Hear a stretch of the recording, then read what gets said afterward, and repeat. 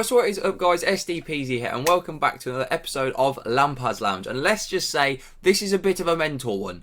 I mean, when are you ever disappointed to be losing 4-1 with 30 minutes left and you're not disappointed, but you're not like fully satisfied that you drew 4-4 and didn't win the game? That is unbelievable. The scenes, man. I don't even know what I watched last night. It was just mental. I just genuinely don't know how to describe it. It was easily one of the craziest football games I have ever watched. I mean, wow. So jumping into the team sheets here, Chelsea went with a 4-3-3. I actually really liked this team. I mean, I wasn't very happy that Alonso was playing ahead of Emerson. Obviously, he did play at the weekend, but I guess it's maybe a fitness thing. I wasn't very happy about that. But apart from that, I was pretty happy with this team. But as you can see, the own goals are very unlucky. You just can't say they're not. They're just very unlucky things to happen. Like both of them, Ajax could do nothing. Abraham could. He was very unfortunate. Kovacic missed the first header and it's just skimmed off his leg. I mean, what can you do? Ajax, it's literally just smashed him in the head. Like, what could he have done, man? But apart from that, Jorginho, absolutely ice cold, man. That guy has ice running through his veins. To bang 2 pens in, not under so much pressure, literally just doesn't care. He literally just sends the keeper the wrong way both times. He's absolutely disgusting when it comes to penalties. It's just wrong how good he is. Obviously, Azpilicueta ended up getting forward and getting himself a goal. He did actually score what we all thought was a winner, which I thought was a very harshly disallowed goal by VAR.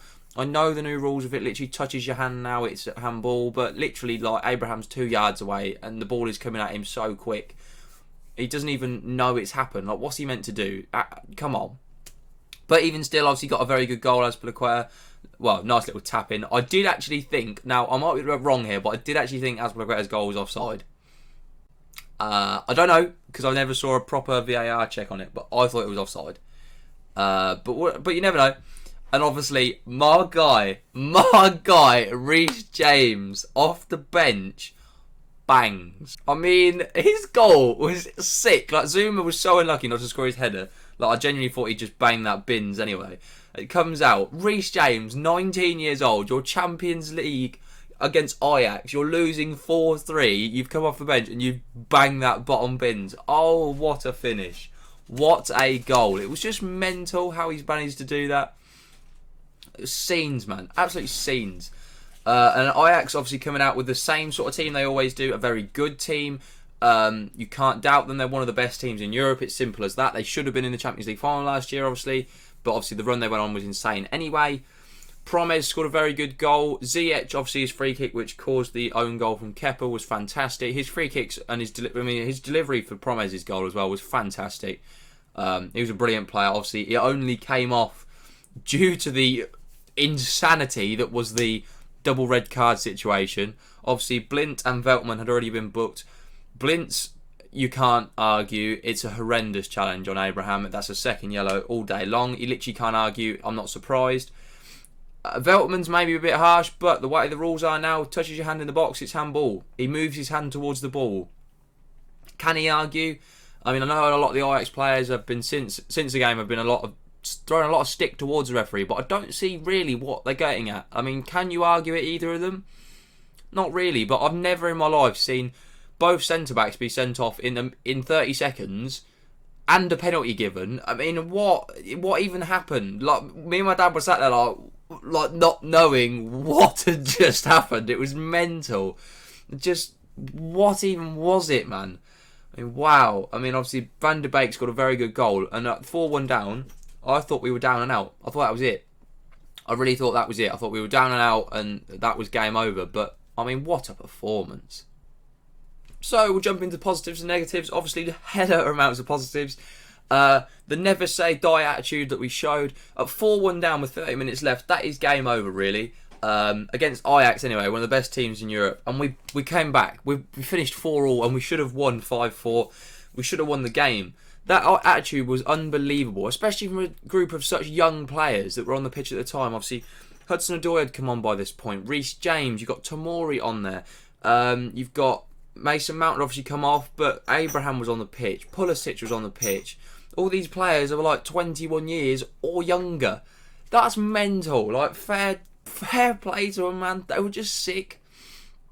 Like the same sort of thing, the desire they had to get back into the game, to give everything they had to the Chelsea Football Club and to get points there, not to lose that game, was insane, man. At 4-1 down, you get to Ajax. Wow. And I mean, I've said this before multiple times, but Jorginho for captain is a simple decision for me. I don't see how you can disagree with that nowadays. He takes the penalties, and all he's doing is he scores a pen, and rather than sort of celebrating, he's going around to his teammates, chin up lads, come on, we're in this, let's go and get the goals. Like, the guy is an absolute machine. I said it from the start. When he got stick in his first season, I said it was unfair. I thought he was a fantastic player, and he's really proving how amazing he actually is now. It's just mental that to think that this guy's not the captain of our club, and for me, he has to be. It has to happen soon. It's just as simple as that. And obviously, I've got to praise Lampard on his attacking substitutions, man. Like, you've at some points towards the end of the game, we played a 4-1-5. Like, Jorginho was centre mid, and then there was just 5 attackers. And at points you had a centre midfield 3 of Pulisic, Willian, and Jorginho. That reliable centre midfield 3. I mean, fair play to him, man. He was going for it. He was not interested in not getting points from this game. As soon as he saw a chance, he saw blood, and he went for it. He went for the neck, and I mean, fair play, man. Like, managers wouldn't do that. I mean, the guy's a genius. I mean, he really, really is. And I never thought I'd be disappointed with 4-4 against Ajax. And that shows how good Frank Lampard has got this team to be and how much we expect from them. Is that we're disappointed at 4-4. That's unreal, man. That is so mental. I mean, I cannot believe what has happened to Chelsea. It's fantastic. Absolute my guy. Reece James. Now, this guy has to be in Chelsea's starting 11, period. Facts. The guy is mad. I would rather watch him play and make mistakes, because he's 19. He's going to make mistakes. I'd rather watch that than watch Azpilicueta play at right back. It's a no-brainer. He's so good. Like, he's so good. He came on at half-time. He changed the game. He wanted to attack. The crosses he was whipping in was unreal. It was like having Alexander-Arnold come on. He was whipping the ball in lovely little balls. His crossing is mental, man. It's always on the dot, like where you think the ball should be. His crossing is there. And then obviously his goal is just wow. I mean, wow. That's all you can say is wow about his goal. It was just brilliant, man. It just was. It was just amazing. And the only negative I can take from that game, right, is Chelsea's fullbacks. Now, I know Azpilicueta scored, and I know he potentially scored the winning goal, but for the first half he was dreadful. It was absolutely horrendous. And he was horrendous until the last half an hour when he scored. He was awful. All game. Defensively, dreadful. And Alonso, don't get me started, man. The guy was a joke. He was constantly giving away fouls, constantly just doing stupid shit. Like, at one point, we're on the counter-attack, the ball's come out to him for a cross, and he managed to find an Ajax player on the far side, outside the box. From a cross. What? Seriously, man. It's a simple fact nowadays. If you are a Chelsea fan and you think that Azpilicueta and Alonso are best fullbacks, you're not a Chelsea fan. You're not. You're simply not. Because our best fullback combination is Reece James and Emerson. Simple facts. I will not hear anything else from anyone else. I'm not interested. It's a simple fact now. It has to happen. So, I mean, where do you even start with that? Unbelievable scenes at the bridge. 4-4 with Ajax. Lampard's got a special thing going here, man. He really, really does. I've never been so hyped to watch Chelsea. I mean, since Mourinho's days. Like when his first sort of year or two.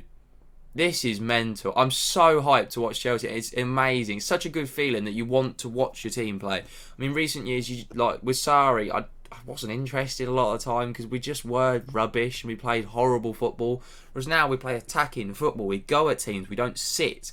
I love it. It's so good to watch. And while we're getting results, you can't complain.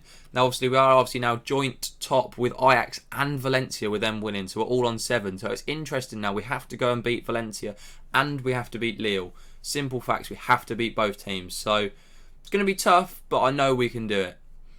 So in terms of, that's another episode of Lampard's Lounge done. I hope you did enjoy. Please drop a like if you did enjoy. And if you are enjoying the series so far, drop in the comments what you think about this Chelsea performance, because for me it was absolutely unbelievable. I don't even know how to explain it. Make sure you subscribe if you're new around here and click that notification bell. We upload every single day at 6 PM, and obviously if you are a Chelsea fan or a fan of football, I do these videos every day after a Chelsea game. We haven't missed a game yet, and we won't miss a game all season. So thank you very much for watching. Thank you for your support.